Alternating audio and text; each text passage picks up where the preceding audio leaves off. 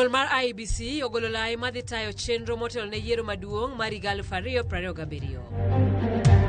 Duol mochung' mar ng'iyo weche maricho richogo okaw tichgi oti oserem timo tije nikech pok wawinjo kowuok oko moluongo jok ma buodho weche malich marichogo. Onego giluong ng'ato ni gin gi arms, gin gi teko, gin gi sirkal, gin gi pesa, gin gang'o, giluong ng'ato e mbelegi mondo wuok kode mondo wach no rum. NCIC osekuom rem kawo okang' e kinde mowinjore ne josiasa mawacho weche manyalo siayo tulo e pacho ka. Josiasa mobalo gi sirkal koro dwaro mondo ket arita makare e rombe mag siasa kaluwore gi medruok e kweth njore e pacho ka.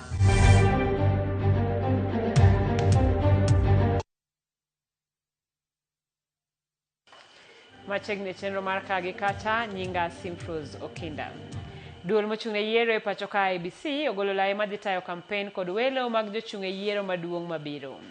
E oboke mane gichwalo ne ute fwambo IEBC oyango ni yiero mar tend piny ibiro bago tarik 10 mar 8 higa mabiro. Duond buche bedo gi jachung' mag e yiero mabiro omiyo nyaka tarik 30 dwe mar 10 higani mar chwalo chike madhi tayo chenro mag welo ne apisi mar jandik duond buche kaachiel gi IEBC tarik 6 dwe mar 11 higani. Duond buche bende omiyo nyaka tarik 8 dwe mar 5 higa manyien mar timo welo mag jochung' magi. E kinde ma welo mag jolar kom tend piny to ibiro timo e kind tarik 29 dwe mar 5 higa manyien nyaka tarik 11 dwe mar 6 higano. E komachielo apisas mag sirkal machano donjo e siasa nyaka gwe tao dweche 6 motelo ne yiero maduong' mano dhi bedo tarik 10 dwe mar 2 higa manyien.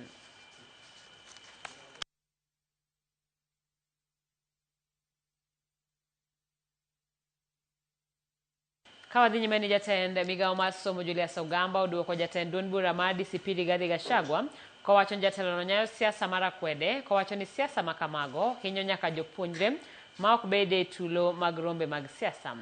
Kolose kine nyasi mar sidho ngire Kivutha Kibwana kaka chancellor mar mbalariany mar International Leadership University, Ogamba kwa jotelo mondo were kod weche manyaya kwede mar dho udi e sema jotend dinde bende ojiwo siasa mar kwe kendo makelo kanyakla mar oganda. So this is a reminder that Steve Kilonzo, who has not been based in Kenya, and he is on in case you find that maybe this is shorter. We are being told every other day by leaders to hate each other, to hate our country, to hate the next person. We don't see anything good in a person who perhaps does not come from your community. That is not what you taught us. That is not what this country is about. Although I'm a teacher, but I also like to speak truth to power. And speaking truth to power is not just speaking to the government. If you want to do so, one must do it to government, to the opposition, even to our people, the society generally. Because if there is something that you can say and it can be of some influence, then it is influence to the total society.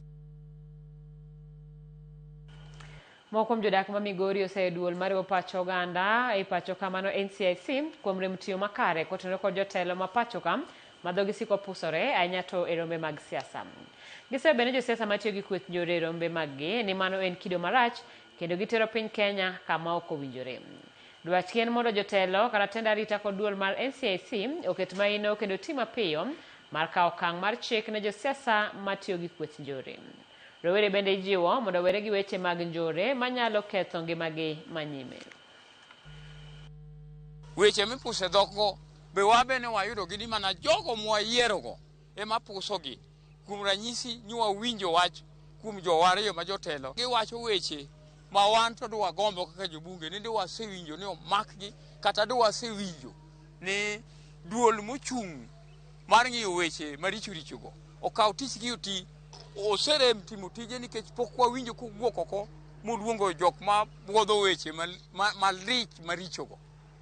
Koro waneno ni orem timo tije to kowinjo wachwa ni to yie wuogi kata ka ok owinjo to yie luongo jogo kaka chik wacho mondo tergi kuma iterogie. Gin jomo kan gi jogo manyiche wayiero kendo gitimo a lot of damage. Nyocha gitimo much more damage in Homa Bay ma wan be wabuok.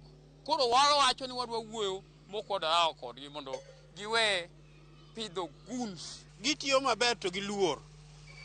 Oningo ka ng'ato timo gimoro kata wacho gimoro mong'e ni idhi kelo koko, oningo giluong ng'ato ni gin gi arms, gin gi teko, gin gi sirkal, gin gi pesa, gin gang'o, giluong ng'ato e mbele gi mondo wuok kode mondo wach no rum. Ng'amiluongo ni goons go king'iyo age gi ok rom gi marani, gin joma tindo. To koro ng'ato moluongo gi kata oluongo gi in a group mo convince gi, ginyalo yie nikech pod pachgi ok ong'eyo. Jomoko kuom gi kanyo pok onyombo kata komo osenyombo to pod joma tindo. Koro yot mondo wuod ng'ani otim gimoro.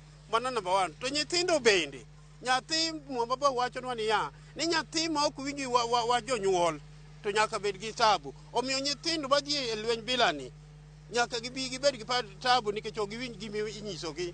Nikech di mang'eny ikonogi ni kikori mondo idhi tim gimoro, kisetimo gimoro gino biro dong' ni in iwuon. Kamano bende rowere mawuok Siaya oseyo josiasa matiyo marach gi rowere chwalo njore kinde rombe mag siasa. Mabiro to kit njore mane onenore e kaunti ma Homa Bay e kinde romo mar kweth mar Linda Mwananchi. Kaluwore gi rowerego, josiasa osebedo katiyo gi rowere marach kendo bang'e bologi maonge dongruok moro amora. Gidwaro mondo josiasa ochiwnegi thuolo mag tije mopogore opogore manyalo konyo siro ngimagi kendo konyo e dongruok mar kauntino. E kindego gijiwo rowere wedegi mar mondo omi onyon motegno kendo nyis josiasa oti kodgi maber kendo kel dongruok machiegni. Kada wacho duol mochung' ne ng'iyo jotelo maba weche, owakwayo ni pok gichung' motegno gi gima gichung'no, nikech nitiere josiasa moko ma pod tiyo gi dholuoche moko. Onge kaka ng'ato nyalo wa Nairobi to wacho ne wadhi vamia ng'ane, mano chal ka gima ine midhi kwinyo kono. Mantiene ni negbe ni gikawo chike lwetgi makare mondo mak jotelo moko go matimo makelo akwede mag dhoudigi. Namba 2, jotelo makelo akwede mag dhoudigi onego jo NCIC omakgi mapiyo mondo wan kaka rowere kik giti kodwa yore maricho. Emomiyo mano nwawacho mogik ni wan support ng'atwa machung' kodwa kendo magolowa timbe maricho. Ojende gi josiasa nyaka bed jok mawinjore. Kapo ni jasiasa dwa miyowa gimoro to nyisowa walos group moro maber ma obedo gi certificate wa ma kodwaro gimoro wandiko ne proposal gima wadwaro kodwa konyowa. Ok nogolo pesa momikete ma ji dhi gore ma ji dhi ginene maonge kuma wadhi ginene. Wan gi certificate, wan gi buchwa, wan gi accounts wa. Kidwa miwa gimo iketo no account wa. Ne jok mawinjo wa josiasa ma ogolo hate speech owerego, nikech this time round wawuok oko to kwadwaro weche mang'eny. Takwayo jatend piny William Ruto mondo ng'iyane mondo wuo gi jotelo mochung' ne jok magolo hate speech ka owerego. Sani warie kama tek to wan kaka jo party mar ODM mabende en tam ni 2 term owacho kama wadwaro ni mondo kik ti kodwa e yore marach, oti kodwa e yo maber kendo kik ti kodwa e yor miyowa pesa. Wan pesa bumiyowa siling 1,500 ok dhi konyowa. Yudo ko ng'ato wuok ogol gi 500 sidhi negne 500 ni kata chiegi kia kumidhi. Kora nakwayo kuom ng'wono ne josiasa duto sana ma Siaya County adwan mondo kony yudhegi. Owe tiyo gi yudhegi kuom gi okinyi gi gari gokinyi koduogo to duogo kotho. Jopuonjre ma mbalariany ma Maseno ojiwo oganda Luo mondo nyuak lwedo mar chwalo dongruok margi moloyo to e kindeni ma liet mar siasa medo mako mach e pacho ka. Ma en kaluwore gi weche mamoko kuom josiasa wacho manyalo nyayo tulo ahinya to kaka Kenya koro ikore ne yiero maduong' mar 2027. Gijiwo rowere obed e ong'ala manyime mar kwado josiasa ma dhoggi siko pusore kendo gidwaro NCIC oket maino kendo luongo josiasa mawacho weche manyalo kelo tulo e pacho ka. Gidwaro oganda jo Kenya kod sectors mopogore kaka bad migawo mar arita, duol matayo yiero e pacho ka IEBC kod jofwambo e kind mamoko mondo nyuak lwedo mar kwedo jogo maloso marach. Wadwano wacho ni according to Article 33 of the Constitution talks about freedom of expression. Ma ji nyalo express. Mano it is there. Koro, in fact, nitiere gimoro sani maneno ma leaders. It's speech timre social media, political rallies, gi all gathering nyake church sani. Koro it's speech odonjo kuma koro rach kabisa. Ni koro an ayanyo owadwa.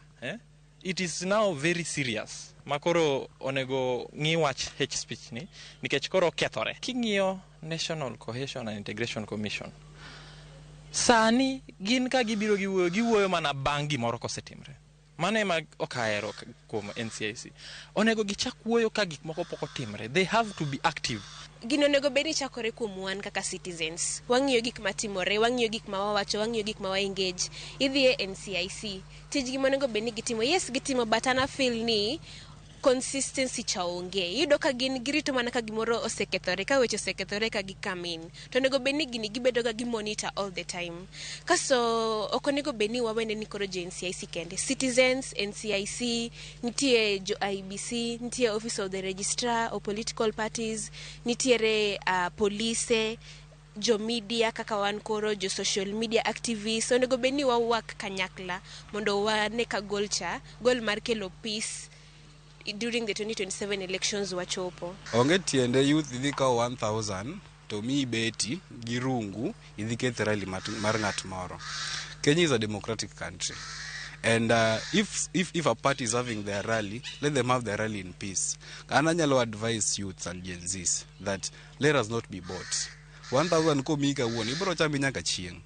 Yet we have real issues we should address. Sani watch gunism osebiro mang'eny. Tineno ka yudhe nie front line. Ichulo gi gidhi gore ne jodongo. Mano gima nok wanya dwaro.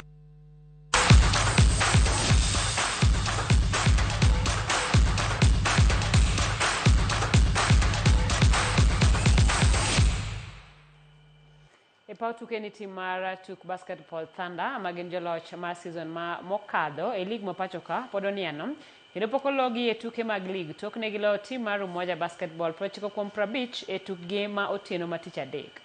Thunder ne ochako tuke kwota mokwongo motegno ka giloyo 22-16 kapok ne giduogo gi rede kwota mar ariyo kendo dhi e yueyo gi points 18-4. E half mar ariyo ne ginyoro Umoja ka tugo norumo 90-40. Thunder donje pap kod Strathmore kendo kawuono kapok gibiro tugo kod Eldonets chieng' Jumapil e pap Manyayo.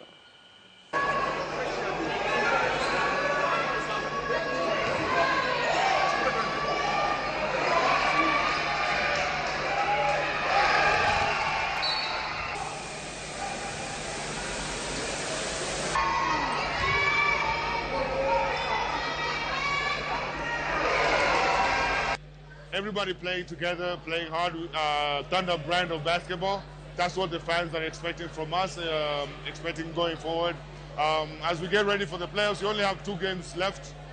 As we all know, it's about to be our 3rd season undefeated. I have no doubts about that.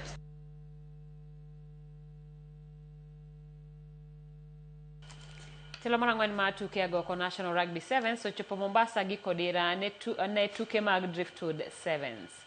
Bende kaluwore pool B e pool moterore ahinya koting'o jogo motelo gi points kaka KCB, Kenyatta University Black Blood, Kisumu RFC kod team mar Uganda Sevens. KCB magin joloch mar tieko mar Driftwood Sevens mokadho dwaro loyo piem no kapok jotuggi masulwe owuok mar dhi tugo e pinje mag wagunda.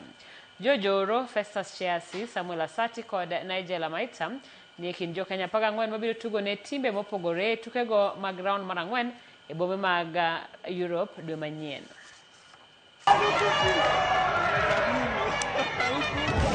Beg your pardon. Still the first half, ladies and gentlemen. More time to play.